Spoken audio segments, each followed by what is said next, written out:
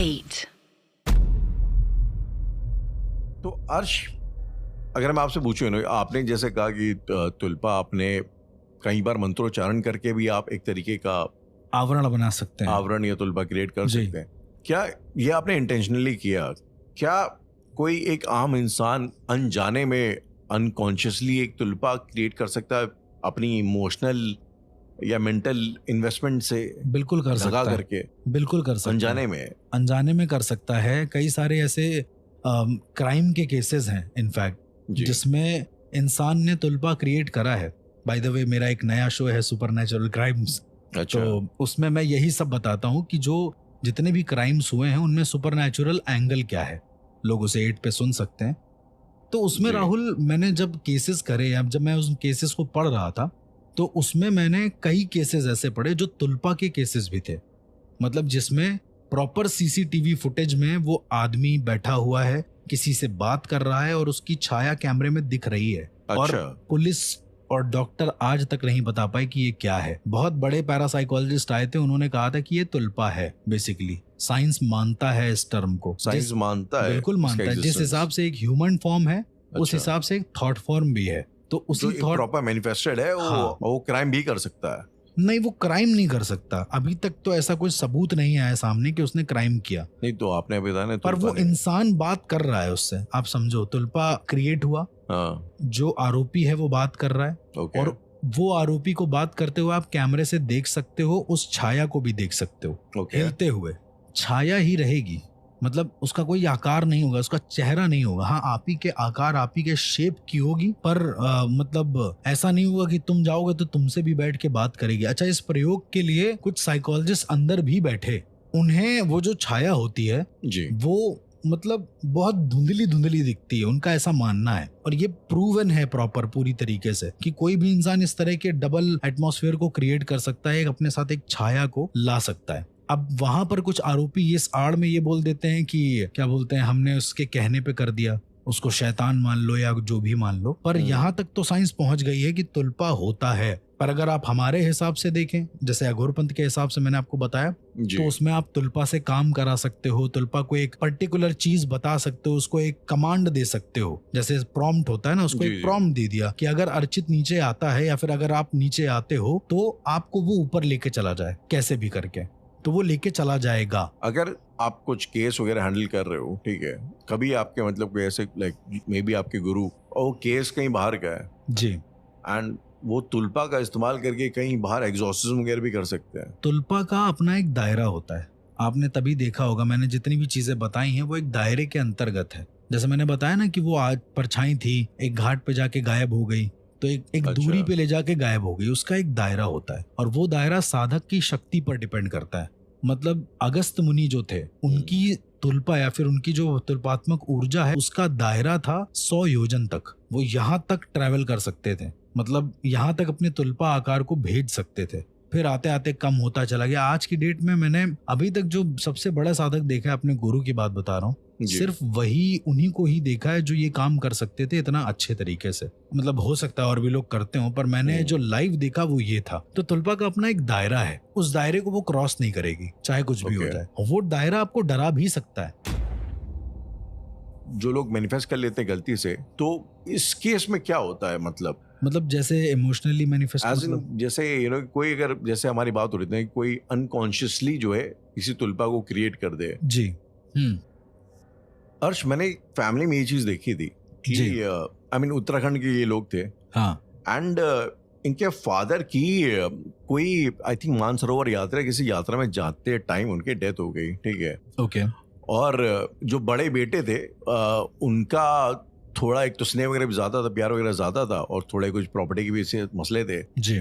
तो उन्होंने ऐसा बोला जाता है कि अब आई थिंक जब आप बात करें तो शायद मुझे लग रहा है वो तुलपा की बात हो रही होगी। ओके। तो उन्होंने अपने फादर की आत्मा को बेसिकली मैनिफेस्ट कराया है, एज इन उनका कहना ये है। कराया है मतलब? यार, उन्होंने किसी को बुला करके उसको कुछ तो भी ऐसे मैनिफेस्ट कराया था। मतलब उनके यहाँ कहा यह जाता था कि उनके बाबा जी की छवि रहती है, ओके, ठीक है, और वो छवि रहती है। अब आपको लगेगा ये मनगढ़ंत है, लेकिन वो छवि ने कहाँ लॉकर के नंबर हैं, कहाँ पे बैंक पेपर्स, सब और ये स्टोर कर चीज रखा था। सब उसको इन्फॉर्मेशन ला करके दी, मतलब ऑल द थिंग्स जो शायद उनके फादर जानते होंगे, ठीक है। हाँ। और वो फिर काफी टाइम तक का उनके साथ, वो मतलब हमेशा, अभी भी शायद अगर मैं जाऊंगा तो कोई बताएंगे यहाँ पे जो है छाया हुआ। अभी है, यहाँ बैठी है। हाँ। तो इस तरीके से जो लोग मरे हुए लोग होते हैं, आत्मा होती हैं, क्या इनको इस तरीके से परमानेंटली एक तुलपा के फॉर्म में अपने पास रखा जा सकता है? एक आत्मा को तुलपा के फॉर्म में रखना मतलब ये थोड़ा डेंजरस हो जाता है। वो भी पर ऐसा होता है।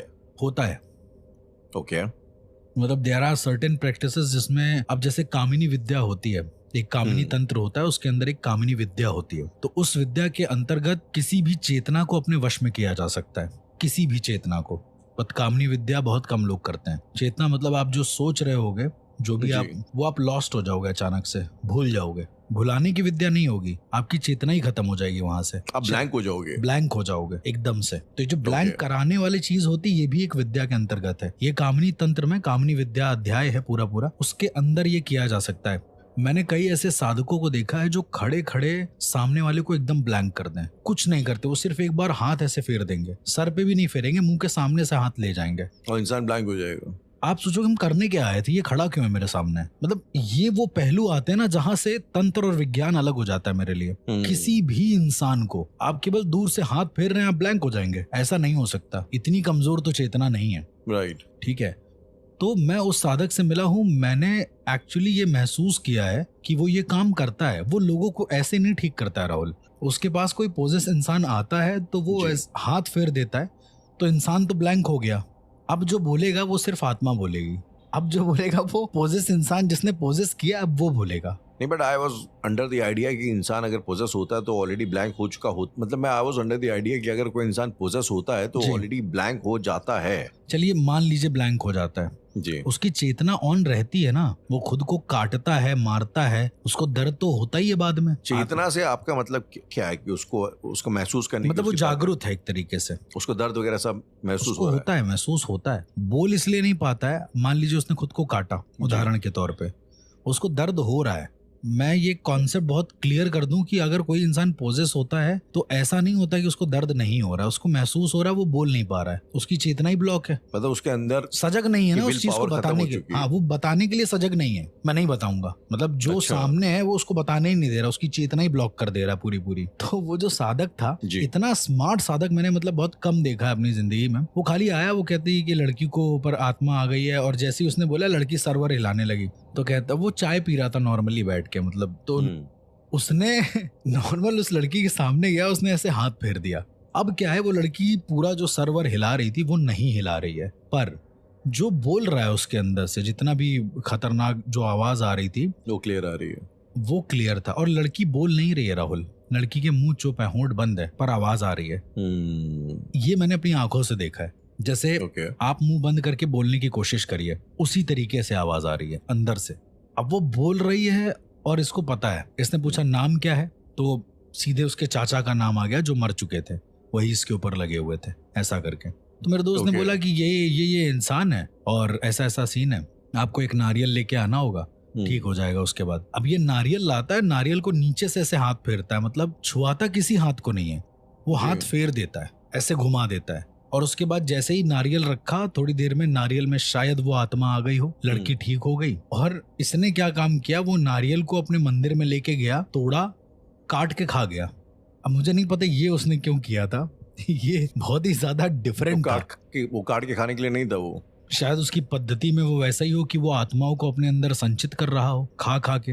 एक ये भी प्रोसेस हो सकता है ना। अब उसके गुरु ने क्या सिखाया मुझे नहीं पता, पर वो ये काम कर रहा था और बड़े बखूबी तरीके से कर रहा था कि मतलब कोई भी इंसान देख ले तो पागल हो जाए। उसकी डॉक्यूमेंट्री एक्चुअली बनाने लायक है और वो बिल्कुल एकदम है भी स्मार्ट देखने में। वो आता है बस केवल ऐसे हाथ फेर देगा, तुम ब्लैंक। मैंने कहा इस तरीके से तो तुम किसी के भी सामने जाओ और वहां जाके तुम कुछ भी कर सको। कहता दिक्कत बस यही है कि इसका इस्तेमाल मैं गलत जगह नहीं कर सकता, मतलब ऐसे ही अपने किसी उसके लिए नहीं कर सकता। जैसे अगर मेरे विजन से तो मुझे कोई जानबूझकर पूछेगा कि अच्छा किस कलर का कपड़ा पहनने था, क्या मूछें थी, तो वो मुझे कभी नहीं आएगा। अपने आप से आ रहा है तो मैं बोल दूंगा, नहीं तो मैं नहीं बोलूंगा। वो मेरी पद्धति है, उसी हिसाब से ये उसकी पद्धति थी। इस हिसाब से मुझे ऐसा लगता है कि ये जो लोग होते हैं या फिर जो इमेजिनरी चीजें बना लेते जी। हैं वो बहुत ज्यादा कर भी सकते हैं, पर अगर वो अंडर कंट्रोल्ड हो यानी अंडर प्रैक्टिस हो तो और ज्यादा बेटर हो सकता है। अब राहुल आप जरा इमेजिन करो, जैसे अगर हम तुलपा की बात कर रहे हैं, आप ये जी। इमेजिन करो कि जो बुरे लोग होते हैं उनका भी तो तुलपा बनता होगा, उनकी भी तो अपनी एक एनर्जी बनती होगी जो अलग तरीके से रिएक्ट करती होगी। अगर कोई तो बनती होगी या खुद वो बनाते भी होंगे या शायद। खुद वो बनाते भी होंगे। अगर एक क्रिमिनल एक साधक बन जाए, एक अच्छा साधक, जी। तो वो तुलपा बनाकर क्या क्या कर सकता है, ये सोचिए आप। ऐसा कभी हुआ है आपके ऐसा knowledge में? बनारस में हुआ है, बहुत फेमस केस है, पूरा बनारस Okay. जानता है इस केस को। तो बेसिकली एक चोर, अब वो कैसा भी चोर था मुझे एग्जैक्ट उसके बारे में नहीं पता, पर वो हफ्ते वगैरह वसूलता था Okay. जाके, बहुत पहले की बात है। तो उसने क्या काम किया, उसने तांत्रिक साधना सीखी, उसने नवचंडी और अष्टचंडी जैसी बड़ी बड़ी साधनाएं भी सीखी, जो कम से कम 7 कपालिक एक साथ बैठ के सिखाते हैं, ठीक है। Okay. उसने वो सब साधनाएं सीखी, और साधना सीखने के बाद ये रहता था महाराज हमेशा घाट पे, ठीक है।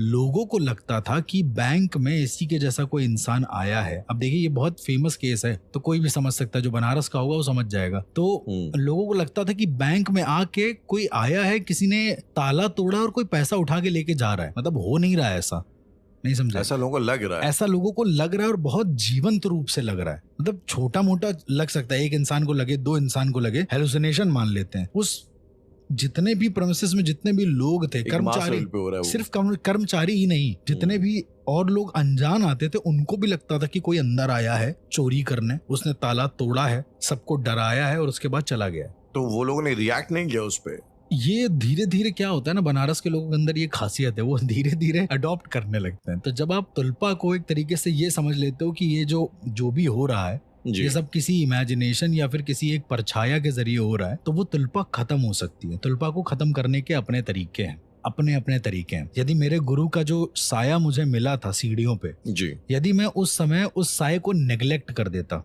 या फिर एक बार उसको इग्नोर कर देता, मतलब वो तुम्हें अपनी बातों में फंसाएगा, लेकिन अगर एक बार मैंने इग्नोर कर दिया तो वो साया गायब भी हो जाएगा अपने आप, वो तुलपा स्टेट खत्म हो जाएगी वहां पे। ओके। लेकिन इसको प्रैक्टिस करना बहुत मुश्किल है। मतलब कई ऐसी मुद्राएं होती हैं जिसको बनाने से तुलपा जो भी कर रहा होता है उसका इग्नोरेंस आ जाता है आपके अंदर। मतलब उसको इग्नोर करने के लिए अलग मुद्रा होती है बनाने की, वो आपके रीढ़ की हड्डी को छू के एक मुद्रा स्पेसिफिक होती है, वैसी बनानी पड़ती है। तो किसी भी तरीके का तुलपा या छलावा ऐसा आप मान लो, वो आपको परेशान नहीं कर सकता। आपको कभी कभी ऐसा लगता है अर्शनो कि फॉर एग्जांपल ये मैं पहाड़ों में ड्राइव वगैरह करता हूँ तो, और ये बड़ी पर्सनल चीज है, द थिंग इज कि कई बार मुझे ऐसा महसूस होता है चलाते चलाते कि कोई है जिसने मुझे बताया कि राइट टर्न कर लो। Okay. यू नो कोई अगर ऐसा डेंजरस है पोटोन, ऐसा कुछ अगर टर्न आने वाला है तो खुद बॉडी को कुछ फिजिकली ऑल्टर कर रहा है, तो खुद आपकी बॉडी को फिजिकली ऑल्टर कर रहा है जी। तो क्या भी कहना चाहते हो कि कहीं ना कहीं हम सभी एक तरह के इमेजिनेशंस कैरेक्टर्स तो बनाते ही हैं। बिल्कुल बनाते हमें हैं। वी बिंग राइटर्स तो हम तो कैरेक्टर काम ही यही है कैरेक्टर्स वगैरह क्रिएट करना। तो पॉसिबली एक रेल्म ऐसा है जहाँ पे ये कैरेक्टर एग्जिस्ट करता है, और मे बी क्योंकि आप उसमें इतना इमोशनली इन्वेस्टेड नहीं हो, फिलहाल आप जैसे आपने बताया इग्नोर कर दे रहे हो तो गायब हो जाता है। बट अगर आप उसको फोकस करोगे that can actually be a part of your reality. बहुत अच्छा कॉन्सेप्ट आपने बताया, ये हो सकता है। जैसे हमारे गुरु हमेशा कहते थे जो सपने होते हैं, जैसे हमारे गुरु जो थे वो कहते थे हमेशा कि जो हमारे सपने होते हैं वो अनंत ब्रह्मांडों की दुनिया के दरवाजे होते हैं, ठीक है। मतलब अगर आप सपने में देख रहे हो आप जोकर हो तो आप किसी दुनिया में हो एक्चुअली में, ठीक है।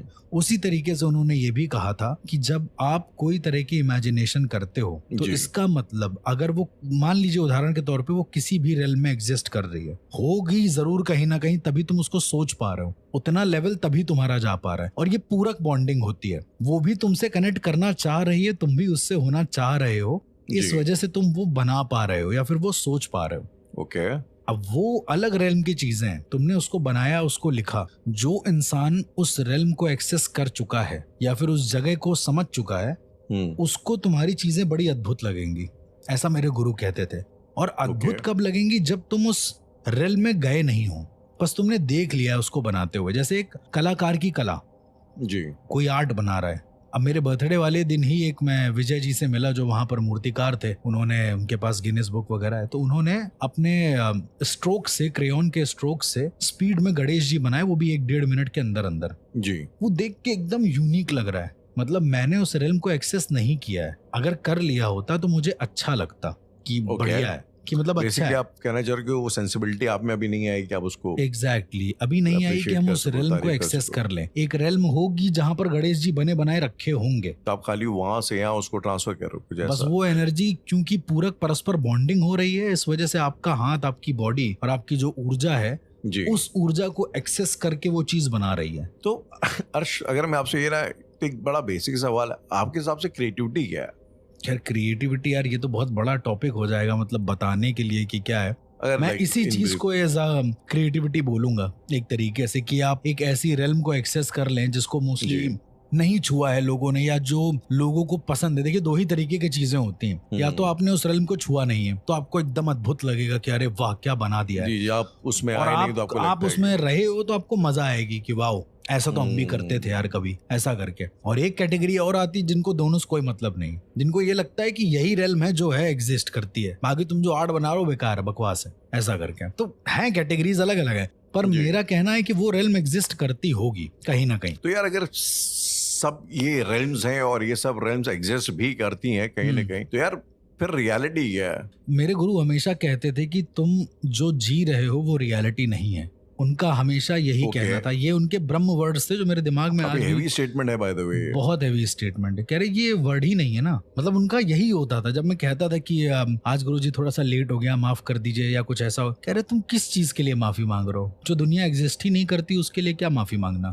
तो रियलिटी ऐसा जो हम सोच के चलते हैं कॉमन ग्राउंड है जो हम नहीं, सब लोग वो शेयर common करते हैं, वैसा ground- नहीं है। एक्चुअली कॉमन ग्राउंड वो बस एक पैरामीटर सेट किया हुआ है समझने के लिए, जीने के लिए, पर ये रियलिटी नहीं है। रियलिटी और कुछ है, वो अपना म्यूचुअल कॉम्प्रोमाइज है। वो कुछ भी हो सकता है राहुल भाई। अच्छा। मतलब मेरे गुरु ने हमेशा यही कहा कि तुम एक सच्ची दुनिया में नहीं जीते हो। उन्होंने लोगों को भूल के नहीं बोला कि लोग झूठे हैं या कुछ ऐसा करके, वो कह रहे हैं इसके पार ही असली दुनिया है, ये दुनिया नहीं है। वो कहते हैं जीवन, राम अशोक जी भी कहते हैं ये बात, कि जीवन बहुत खतरनाक है, मृत्यु आसान है। मतलब आप मोक्ष को या फिर मृत्यु को प्राप्त हो जाते हो जी। तो आपका जीवन सुगम हो जाता है, रादर देन जब आप जिंदा हो। जिंदा में आपका जीवन बहुत दुर्गम होता है, बहुत परेशानियां होती हैं। Death is compassion. Compassion kind of.